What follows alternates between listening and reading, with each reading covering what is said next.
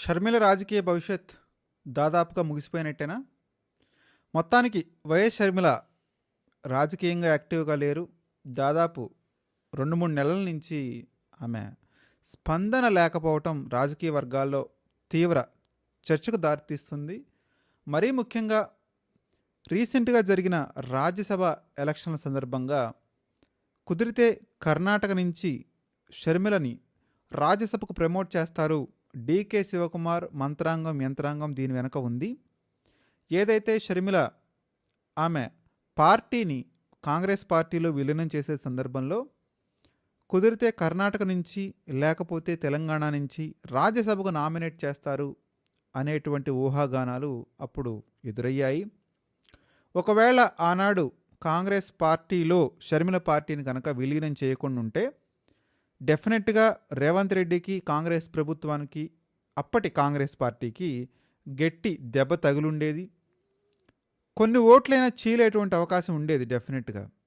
మరొక వైపు చంద్రబాబు నాయుడు కానివ్వండి, జనసేన పార్టీలు కూడా ఇదోతికంగా సహాయం చేశాయి రేవంత్ రెడ్డికి. టీడీపీ పార్టీ కనీసం 4-5% ఉన్నటువంటి ఓటు బ్యాంకు కలిగినటువంటి పార్టీ అసలు పోటీలోనే లేకపోవటం చంద్రబాబు నాయుడు డెఫినెట్గా రేవంత్ రెడ్డికి హెల్ప్ చేశాడు. ఒకవైపు షర్మిల పార్టీ కాంగ్రెస్ పార్టీలో మెర్జ్ అయిపోయింది. ఆమె నాకు తెలంగాణ రాజకీయాలు వద్దు, నేను ఆంధ్రప్రదేశ్కి వచ్చేస్తానని ఆంధ్రప్రదేశ్కి వచ్చి రాజకీయం చేయడం మొదలుపెట్టింది. సో రేవంత్ రెడ్డికి లైన్ క్లియర్ అయినది. మరొక పక్క చంద్రబాబు నాయుడు నేను కూడా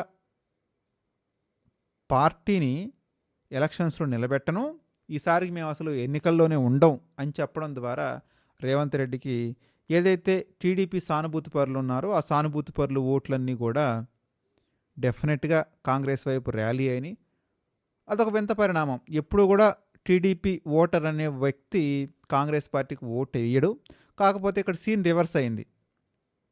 ఈ టీడీపీ వాళ్ళందరూ కూడా పులోమంటూ రేవంత్ రెడ్డికి ఓట్లు వేయటం, రేవంత్ రెడ్డిని గెలిపించటం. సో ఆ యొక్క పరిణామాన్ని రీసెంట్గా మనం చూసాం. ఎన్టీఆర్ విగ్రహాన్ని కూడా ఆయన అమీర్పేటలో పెట్టడం జరిగింది. సో అంతో ఇంతో టీడీపీకి, టీడీపీ పార్టీ వాళ్ళకి రేవంత్ రెడ్డి గట్టిగానే సపోర్ట్ చేస్తున్నాడు. సో ఆ సందర్భంలో పాపం షర్మిల ఇప్పుడు ఒంటరిదైపోయింది. అందుకే ఎటువంటి పెద్ద పెద్ద పరిణామాలు సంభవిస్తున్న సాయికృష్ణ కేసులు కానీ, నిన్న మేవగని చెప్పిన దాని గురించి కానీ ఈ సమయానికి షర్మిల స్పందన ఎక్కడా లేదు. ఆమె లో ప్రొఫైల్ మెయింటైన్ చేస్తున్నారు. ఇహనో ఇప్పుడు ఆమె ఆంధ్రప్రదేశ్ పీసీసీ చీఫ్ నుంచి కూడా తప్పుకోబోతున్నారు అనేటువంటి ఊహాగానాలు రాజకీయ సర్కిల్స్లో చక్కెర్లు కొడుతున్నాయి. బట్ ఏది ఏమైనప్పటికీ కూడా పాపం షర్మిలని పాపం అని అనాల్సిందే. ఎందుకంటే ఆమె చేసిన మొదటి తప్పు ఏంటంటే ఆ పార్టీని అలా కంటిన్యూ చేసినా కానీ కనీసం ఆమె ఎమ్మెల్యే అయినా కానీ గెలిచేది. ఈసారి లాస్ట్ టైం కాకపోయినా ఈసారైనా గెలిచేది. ఎందుకంటే ఉమెన్స్ కోట ఇప్పుడు ఎక్కువ అవుతుంది కాబట్టి తెలంగాణలో ట్రై చేసుకున్నట్టు గెలిచేది.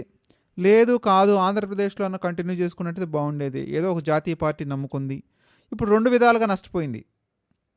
ఇప్పుడు ఆ పార్టీని వదిలి బయటకు వద్దామా అంటే మళ్ళీ అదొక సమస్య. అది జాయిన్ అయింది బీజేపీలో అయినా జాయిన్ అయిందా? లేదు, కాంగ్రెస్ పార్టీని అంటిపెట్టుకుంది. ఇక ఇప్పుడు రాజకీయంగా 2 విధాలుగా నష్టపోతుంది. ఎప్పుడు చూస్తేనేమో జగన్మోహన్ రెడ్డి హ్యాండ్ ఇచ్చి కూర్చున్నాడు. పాపం అంతగా ఆమె సేవలో పార్టీకి ఉపయోగపడి ఒక్క శాసనసభ్యురాలు కాలేకపోయింది, పార్లమెంట్ సభ్యురాలు కాలేకపోయింది, ఏ రాజ్యాంగ పదవిలో లేకపోయింది. కష్టపడుతుంది కానీ ఫలితం లేకుండా పోయింది. కాబట్టి దీన్ని అర్థం చేసుకోవాల్సిన విషయం ఏంటంటే పదవులు అంత తేలిగ్గా రావు. మన అవసరాలు ఉన్నప్పుడే వాళ్ళు గుర్తించి మనకు పదవులు ఇస్తారు తప్ప రాజకీయం అంటే ఎలా ఉంటుందో మొట్టమొదటిసారి షర్మిల అనుభవం అయినట్టుంది. మీరు కూడా మీ అభిప్రాయాన్ని కామెంట్ రూపంలో తెలియజేయండి. షర్మిల ఈ మధ్య రీసెంట్గా యాక్టివ్ లేకపోవడానికి ఏమైనా అంతర్గత కారణాలు ఉన్నాయా, లేకపోతే కేవలం రాజ్యసభ సభ్యత్వం మాత్రమేనా? మర్చిపోకుండా కామెంట్ చేయడానికి ప్రయత్నించండి.